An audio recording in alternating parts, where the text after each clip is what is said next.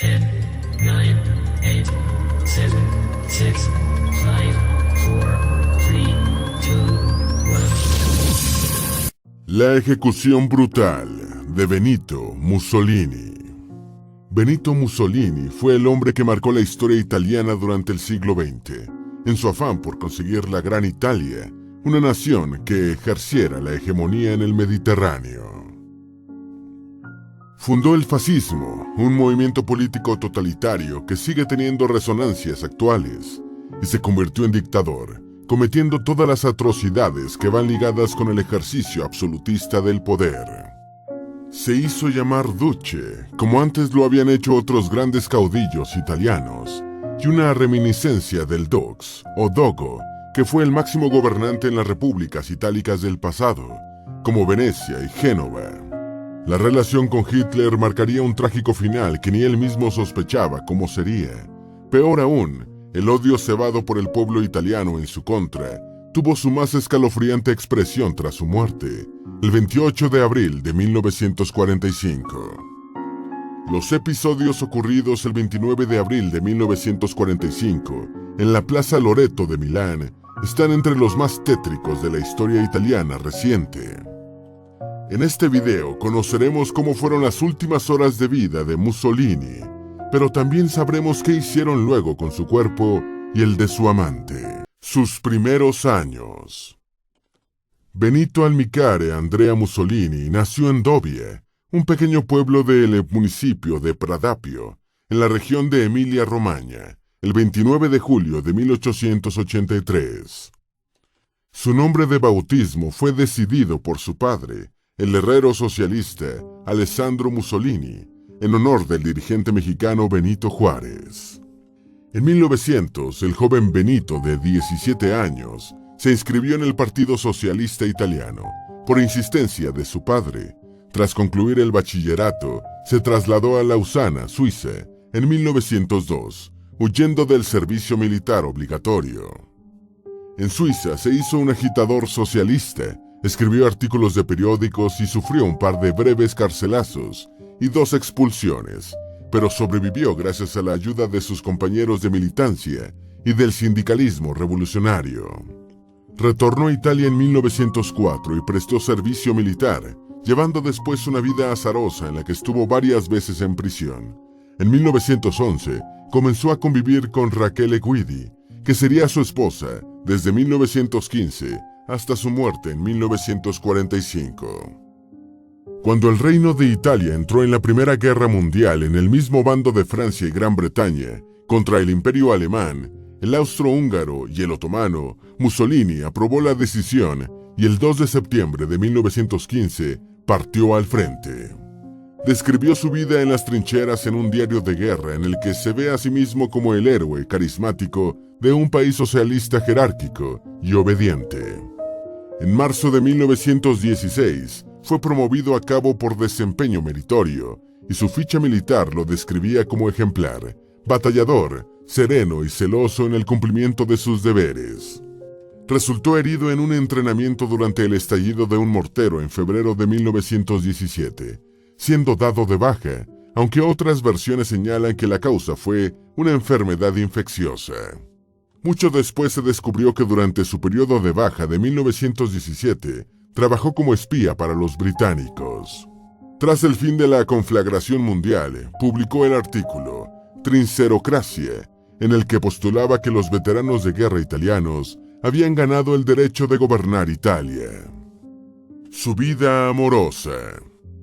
En septiembre de 1932, Mussolini había tenido un encuentro casual en una playa de Ostia con una joven romana de 20 años de nombre Claretta Petacci, 29 años menor que él.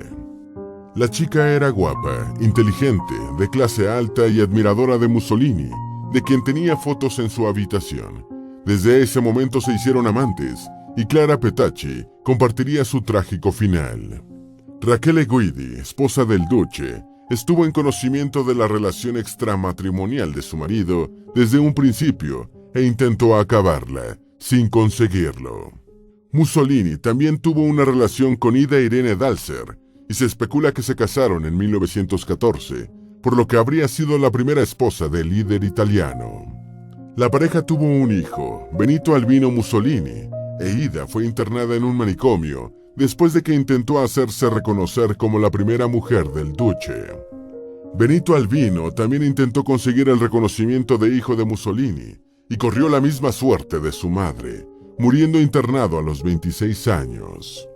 El comienzo del final de Mussolini. La noche del 9 de julio de 1943, los aliados comenzaron la invasión de Sicilia y la suerte de Benito Mussolini quedó echada.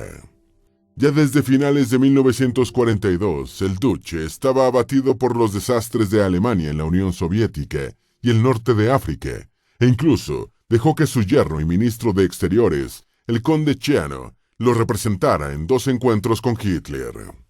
El 7 de abril de 1943, tuvo una reunión con el líder alemán en la que le pidió que acordara un armisticio con los soviéticos para concentrar fuerzas en Europa Occidental, a lo que el Führer se negó.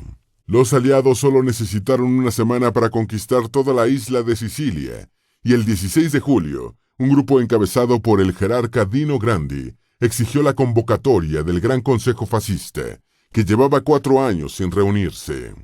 Mientras el Consejo italiano maniobraba para deshacerse de Mussolini, este volvió a encontrarse con Hitler el 19 de julio de 1943 en Feltre, mientras Roma se encontraba bajo bombardeo aliado. El 24 de julio, el órgano fascista solicitó al rey la destitución del duce como presidente del gobierno, único facultado para relevar al primer ministro. Víctor Manuel III lo recibió el mismo día por la tarde para comunicarle que había sido sustituido por Pietro Badoglio y le dio garantías de inmunidad.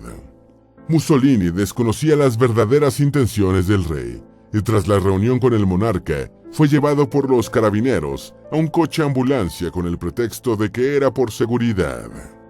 En realidad, el rey había ordenado el arresto, tratando de salvar su propio pellejo. El 8 de septiembre, en un ambiente de guerra civil, se hizo público el armisticio firmado entre Italia y los aliados, 5 días antes, y el rey, el nuevo jefe del gobierno y altos colaboradores se trasladaron a Apulia para ponerse bajo protección aliada. El 13 de octubre, las autoridades italianas le declararon la guerra a Alemania, mientras fuerzas alemanas llegaban masivamente a Italia. En pocos días, los nazis tomaron el control de las principales ciudades de Italia y desarmaron a las tropas italianas. El duce fue llevado al Hotel Campo Imperatore, en el macizo de Gran Sasso, en la cordillera de los Apeninos, donde intentó cortarse las venas para no caer vivo en manos de los aliados. El 12 de septiembre, un comando especial alemán de paracaidistas ejecutó una espectacular operación en el hotel, rescatando a Mussolini y trasladándolo a Alemania. El 18 de septiembre, el duce anunció por radio la reconstrucción del fascismo, fundando el Partido Fascista Republicano. El 23 de septiembre entró a Italia para encabezar el gobierno que ya había sido designado por los alemanes. Arresto y muerte de Mussolini. A esas alturas, Mussolini ya había agotado todo su crédito con Hitler y solo era un títere de Alemania. Los nazis no le permitieron encabezar su precario gobierno desde Roma y se trasladó a Salò. A principios de 1944, un devaluado Mussolini ordenó el proceso de Verona para juzgar a los personeros que lo habían traicionado cuando fue destituido por el rey. Una de las víctimas fue el conde Galeazzo Ciano, fusilado por órdenes de su propio suegro. Mussolini y Hitler se vieron por última vez el 20 de julio de 1944. En Alemania, un encuentro que estuvo a punto de cancelarse por fuerza mayor, debido a que el Führer salvó la vida milagrosamente horas antes en el atentado del Plan Valquiria. Retornó a Salò, donde vivía con protección de la SS, y el 16 de diciembre se trasladó a Milán, donde pronunció su último discurso en un acto realizado en el Teatro Lírico.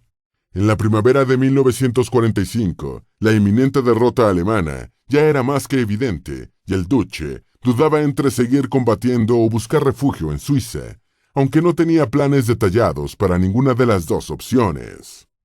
Con la República de Saló desmoronándose y el general Karl Wolff negociando su rendición con los aliados, sin autorización de Hitler, Mussolini emprendió una huida hacia el norte, sin destino preciso, disfrazado de soldado de un convoy alemán.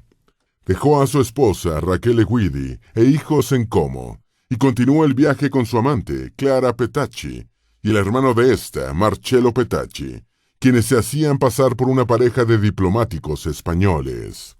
La mañana del 27 de abril, cerca de la población lombarda de Dongo, un grupo de partisanos comunistas de la Brigada Garibaldi avistó el convoy alemán en el que viajaban el duque y sus acompañantes.